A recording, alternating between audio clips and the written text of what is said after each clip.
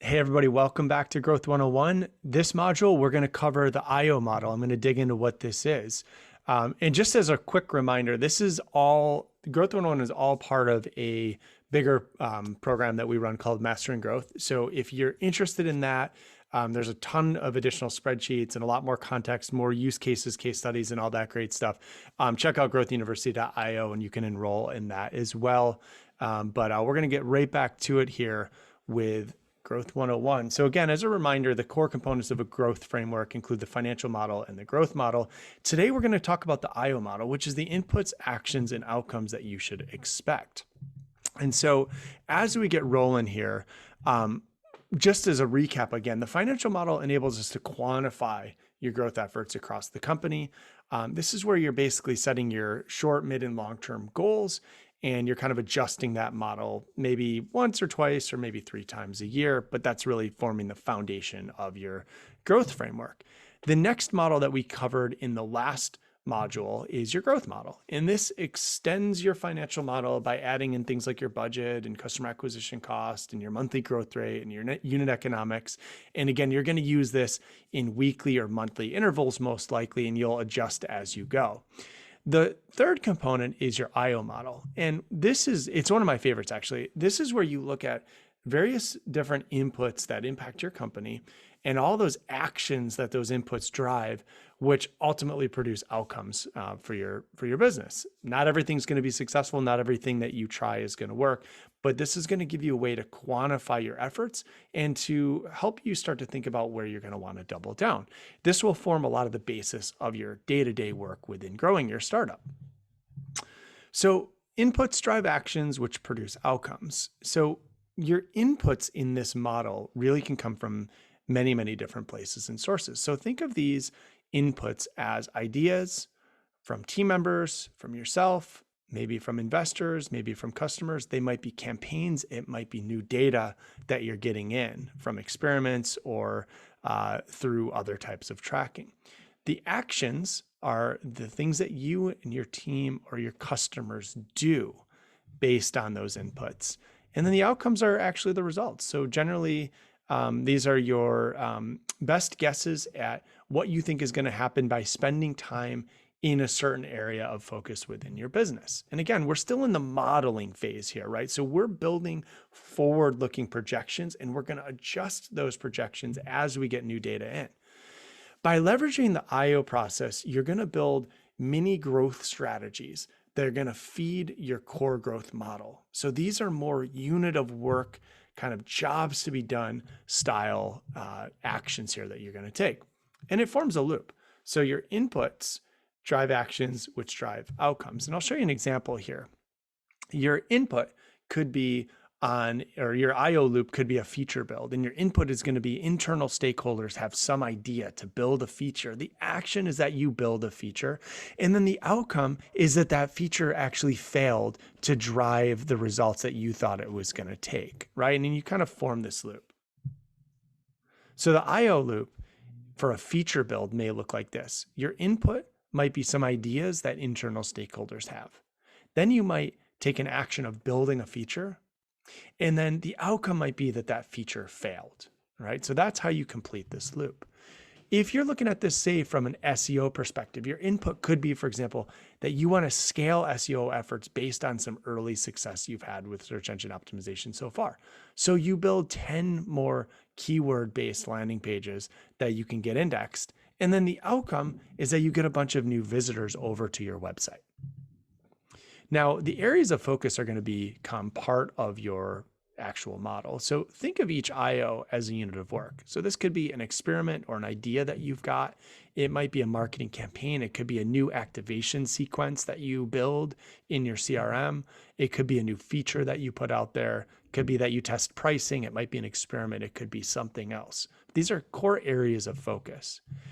So for example, the input might be, last time I focused on search engine optimization, I generated over 2,000 views on 5 articles on my site. And this led to 20 trials and 5 subscriptions. So the action here, based on that data, would be that I'm going to build 10 new keyword dense pages and release them this month. And the outcome is that I think I'm going to get around 10,000 views in a month in month one actually, and then grow from there because organic takes a little time to get indexed and to scale out. So I take the input, the stuff that I know based on prior learnings, I build an action plan for it, and then I project what I think the outcome is going to be. This is not going to be an exact science, right? But you do want to include measurement in these projections because, again, the goal here is to just get started, and then you're going to learn as you go. So your top of funnel measurement are going to be things like site visits, views. Your EPAG, your endpoint acquisition goal, is really the transfer between acquisition and activation. This might be when you capture an email or get somebody to do a free trial, sign up for that. It could be a demo request form. And then your revenue metric is also important to track. So your revenue metric might be the percentage of trial users who end up subscribing, and then you generate revenue, or it might be just raw number of new subscribers. It could be average revenue per user or other things. Now, EPAG is something we talk about a lot here at Growth University. And really, when you look at it, your endpoint acquisition goal is the handoff or the delivery between top of funnel and product, right? So this is where generally in a lot of companies, marketing hands off to product. I like to think of it as a lot more integrated than that, but that is how it is at most companies. And why that's important is it gives you a conversion level strategy to look at. So it's a conversion-based metric, and it allows you and it will kind of force you to look at cross-pollinating those marketing and product initiatives. That's what EPAC really is great at. And so now you're going to model out and run some numbers. You're not looking for perfection. You just want to take a best guess at what you think growth is going to look like from these different IO models that you built. So my SEO projection could look something like this, where over the next 6 months, I go from 750 website visits in month one to 7,500. So I 10x that growth over time because the work that I put in here pays off through a longer tail search process. And you can see my other metrics. So top of funnel is website visits. My EPAG or product metric is the percentage of people who sign up for a free trial. That leads to an actual number of trials. And then there's a revenue metric. So what percentage of those trial users end up becoming subscribers who pay money? And then how many new subscribers am I getting month over month? So this is how I would look at projecting growth in a channel by leveraging the IO model. And this is the SEO example. Now, there's going to be a lot of variation based on different tactics that you try, and you're going to have your model vary based on effectiveness, right? So like just a couple examples, a warm lead that comes in via referral, another company that referred somebody over to you, that might perform a lot better than some kind of offer or discount on a trial user cohort because they just don't really, they don't maybe trust you yet. They don't get the value yet, or they're not getting the value yet of the experience, or vice versa, right? So you really never know how things are going to go until you test them. And we'll talk about that a lot in this program as well when we get into experimentation and things like that. But you're just going to want to try different things, build your mini models, put them out there, use them as projections only, and then update them as you go. And in the next module, we'll actually look at how to build a growth dashboard to report back on all of this stuff. But when you look at it, your IO model and your growth model that you built in the last module, they really should roughly align with one another. So depending on your stage here, this may take you a little while to figure out. But at scale, what you want to understand as a founder is predictable growth.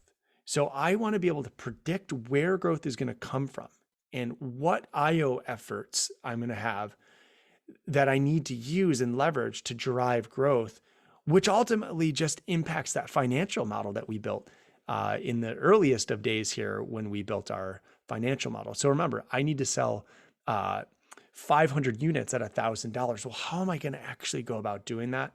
I'm going to leverage my IO models for ideation, and then I'm going to measure as I go. So your outcomes, you want to measure those outcomes basically to align with your weekly or monthly growth goals.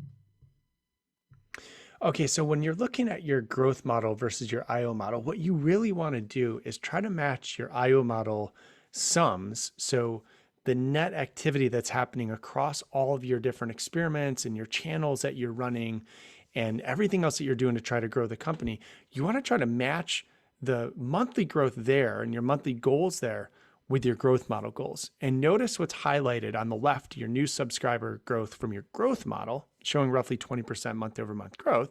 And then on the right is your IO model, where you can see here in my illustration, I've exactly met the goals of my growth model by doing things like building the 10 new keyword dense pages and building a referral loop and doing email list activation and doing a discount offer to free trial users and by buying Facebook ads, right? So you want to quantify that growth model early, and you want to build that and project what you think your growth rate's going to be. Again, you're going to do this if you're raising money. There's a lot of reasons why you want to do this. But on the IO side, now you need to get to that next tactical level down where you say, okay, well, how the heck am I going to get 25 new subscribers in month 1 or 36 in month 3? And you want to, as reasonably as possible, build out the next couple months of growth ideas into your IO model. And then you go to market with those ideas and you run some experimentation. And then again, you readjust the model as you go. It may turn out that the referral loop doesn't really, you're not able to get 3 subscribers in month 3. Maybe you get 0, or maybe the referral loop actually creates a lot more demand than, for example, your Facebook ads might show, right? So you're going to be in this constant scenario where you're going to want to kind of recast and adjust that IO model based on what's happening from the marketing perspective within your company, and as well as from the product itself and the data that you're getting. So then you have to adjust. If you can't ideate or spend enough money to sync your IO efforts with your financial model, you may want to adjust on the sooner side rather than on the later side, right? You've got to get these things to roughly align so that you understand what those inputs and those outcomes are effectively going to be, and are they actually driving the growth that you want? And we'll see this again. So when we talk about acquisition, activation, experimentation, all of that thinking is going to leverage a similar set of strategies that the IO model will provide you to basically build those estimates on. Okay, thanks so much. In the next module, we're going to cover off how to build your initial growth dashboard and move from modeling to actually measuring. So thanks for tuning in.